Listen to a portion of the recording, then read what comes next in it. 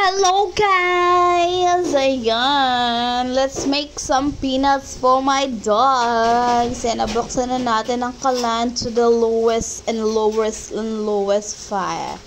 Then ayan, hinati ko pa pero mamaya isasama ko naman lahat yan. Kasi yung may balat na lang ang gagamitin ko. And itong walang balat ay kakainin na lang daw namin.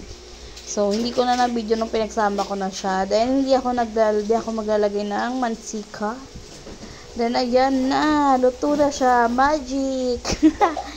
Ayan, luto na siya. Then, i-grinder na natin gamit ang gaabor.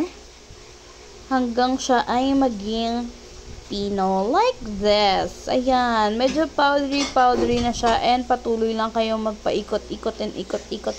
Hanggang maging creamy lang siya. Ayan.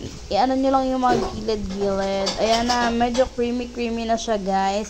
Then, magpatuloy pa rin kayong ipaikot-ikot hanggang maging ganyan yung texture niya. Creamy na talaga. Then, naglagay ako ng coconut oil, guys. Para mas maging creamy. Ayun lang. Then, halo. Let's pour the halo. Then, ayan guys, sasali na natin sa aming lalagyanan. Ito yung lagayan ng burger namin. So, ayan, tapos na.